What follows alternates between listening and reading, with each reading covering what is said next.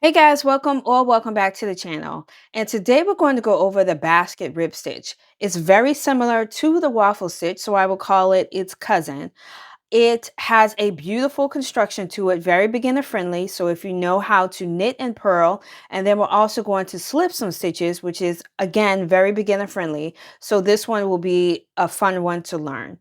You can use this as a standalone stitch. You could do a scarf or a dishcloth, just do the stitch all the way up, or you could use it as a border stitch and do something like a 1 by 1 rib after you complete your edge here, or you could do a stockinette. So the options are endless how you could use this stitch. So what you'll need to know how to do in this particular video is you need to know how to knit and purl, and then we'll go over how to slip a stitch, which again is very beginner friendly. So I use a full weight yarn for this particular project, but use what you have on hand. You will need scissors and a darning needle for when you are at the end of your project. We'll also learn how to do this stitch at the second half of this video in a two-color variation. I will include timestamps so you can skip to the certain parts of the video that you would like to see. So grab all your materials, come on back, and you'll get to learn how to do the basket rib stitch. So to start, we need to cast on in an odd number of stitches. So the cast on is in multiples of 2 plus 1. I'm going to be using the purl cast on so that I could go right into the first row, which is going to be a knit row. And I'm going to be on my right side of my work. So I feel like the purl cast on works best for that.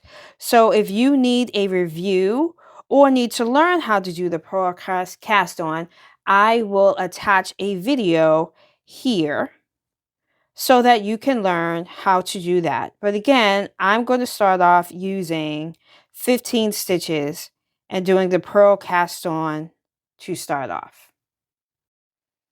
Okay, now that we have our stitches casted on, now you don't have to use a purl cast on. Again, I think that makes it easier so you can be automatically on the right side of your work with the tail pointing away from the start. I find that the purl cast on is easier, but again, use whichever cast on you are comfortable with, okay? So we have 15 stitches casted on, so we're going to get right into row 1, which is a very easy row. All you have to do is knit all your stitches. So the purl cast on again sets you right up for that. So you're going to knit all your stitches. All right. So I will meet you at the end of the row. You knit however many stitches that you've decided to cast onto your needle, and I will see you at the beginning of round 2 or row 2. Sorry.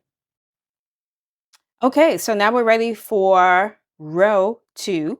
So I'm a right-handed knitter, so I'm going to go from right to left and get myself set up for row 2, which is a purl row. So we're going to purl all our stitches. So let's make sure we grab the right yarn here, yarn in the front, and then we're going to purl all our stitches. So I'll get you started here.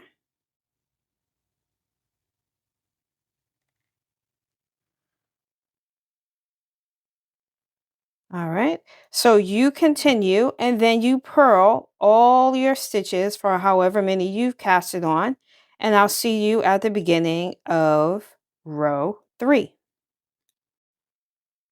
Okay, so let's get ready to turn our work. We're going to turn. I'm going from right to left, and we're getting ready to do row 3.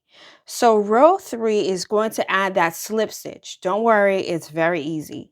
So row 3 is going to be knit 1. Then we're going to do our repeat, which is slip 1. And unless you're directed otherwise, always slip your stitches purlwise, okay? So we're going to slip 1, and then we're going to knit 1.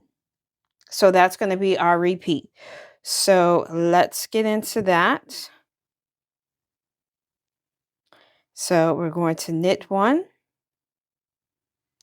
and then get ready to start our repeat.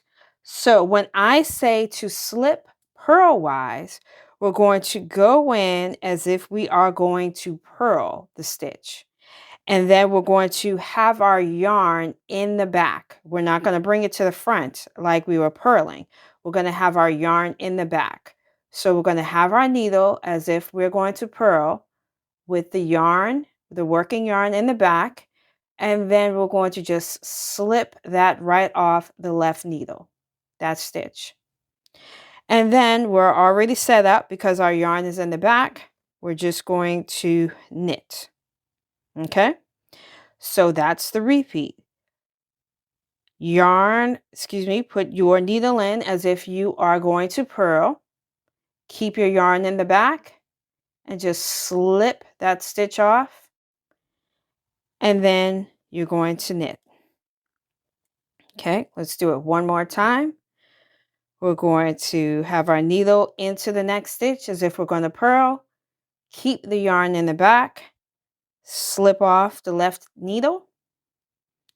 And then keeping our yarn in the back so we can knit. Okay. So that's your repeat until the end of your stitches. Do that, and then we're going to get ready for row number 4.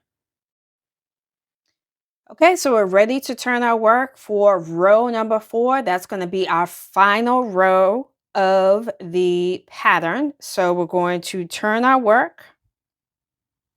Okay. So our last row is going to be a knit one, and then you're going to slip one with the yarn in the front, and then you're going to knit. So let's do that. So we're going to knit one, and then we're going to start our repeat. So with yarn in the front means that you're going to carry your yarn forward like you would if you were going to purl. Okay. But you're not going to actually purl. You're going to do what you did on row 3. You're going to put your needle into the stitch as if you were going to purl, and then just slip the stitch off. Okay. Then you're going to bring your yarn in the back and then knit your stitch. So that's your repeat. So let's do that again. Bring your yarn in the front. Put your needle into the stitch as if to purl. Then slip your stitch off. Bring your yarn in front. And then you're going to knit. Okay. Let's do it one more time. Yarn in front.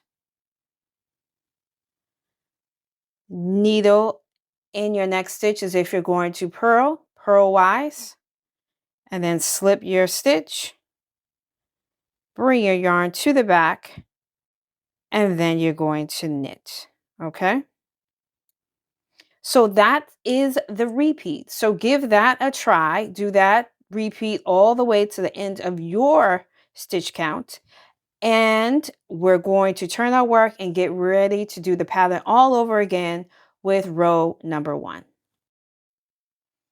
So that is the end of the pattern. It's a 4-row repeat. So we've now turned our work.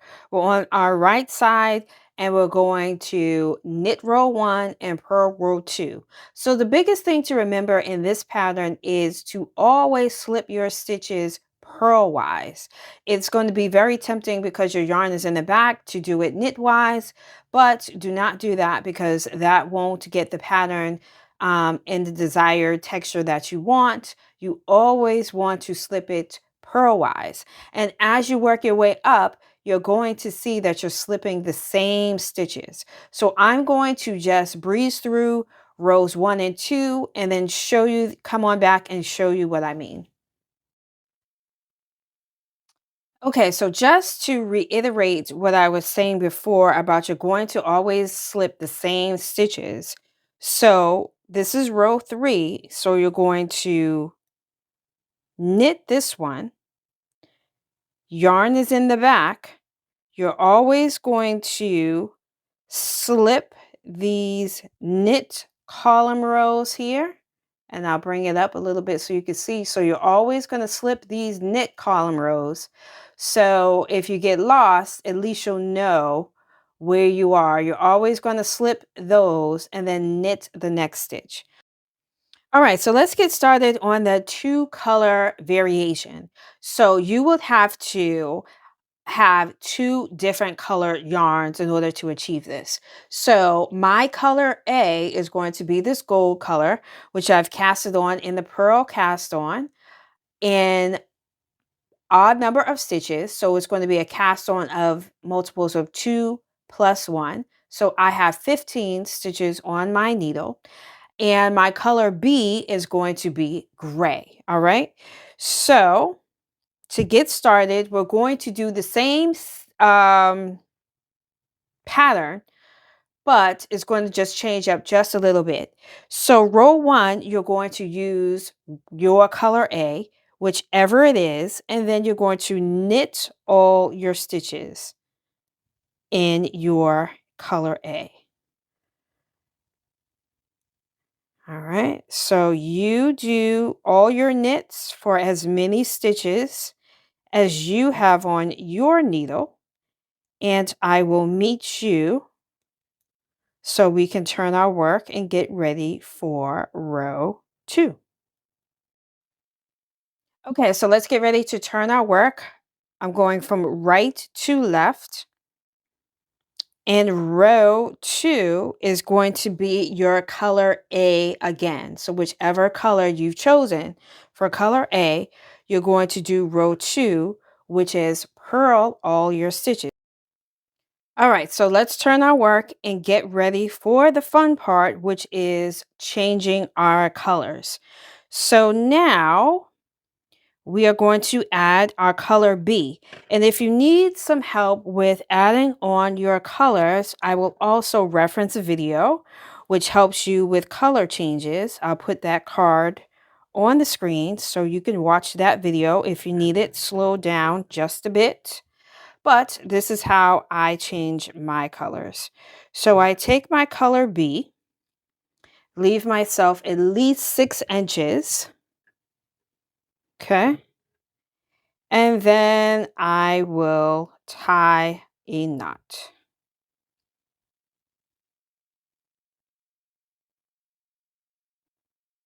Okay. Tie my knot. Okay. And now I'm going to work this knot up to the working part of my needle. So I just kind of pull, not too tightly, and pull it up to the top here, as you can see, just right up there. So now I'm ready to start using my gray, my color B. All right. So let me get enough yarn here so we won't have any pulling. All right, we're good to go. Okay, so now we're going to, and that just dropped down. So just scoot it right back up because we want it up there and secure. All right. So we're going to drop our old gold and pick up our new gray, our color B. All right. So row 3, you're going to knit 1 and then slip 1 purlwise with yarn in the back and then knit 1. Okay. So you're just going to do what you did as if when we did our solid color. So we're going to knit 1 with our color B, keep our yarn in the back, slip purlwise, Yarn stays in the back, and then we're going to knit. Okay, and notice how the gold, the slipped stitch here, is on our needle here. Okay. Okay, so let's turn our work and let's do our last row, row 4. All right. So we're still going to continue to work with color B. Okay. So we're going to do a knit one and then slip one with our yarn in the front. We're going to slip one purlwise with our yarn in the front, and then we're going to knit one. Okay. So we're going to knit one. Don't forget to do that at the beginning. And then bring our yarn in the front and get ready to do our repeat. So that's slip one purlwise, bring our yarn to the back, and then we're going to knit. Okay. Bring our yarn to the front, slip one purlwise, bring it to the back, and then we'll knit. Okay. We'll do one more. Bring our yarn to the front, slip one purlwise, and then bring our yarn to the back. Okay. So you do that repeat until the end of however many stitches you have. And then that's our final row of the repeats. We'll turn our work and get ready to start row 1. Okay, so here's how your back side should look. Okay, now let's turn our work and get ready to start the whole 4-row repeat again. And now you start to see how the stitch pattern is looking with that 2-color variation. It's going to be so pretty. And a little cheat code is you're always going to be slipping these knit row columns. So your color A is going to be the one that you're going to be slipping all the time. So you could kind of, if you get lost, you could kind of direct yourself in that way. So here's how you should look after doing quite a few rows. You have some options. You could just keep going up like this and then end after row 2 of your color A and just bind off like that. Or you could use this as your border and then just go on and do maybe a stockinette or any other variation you would want to use and use this as your border. So the choice is yours. So that concludes the video. So if you like these kind of videos, please like and think about subscribing. Liking the video helps it get out to the masses and have these stitches to be learned by others. So thanks for watching and happy knitting.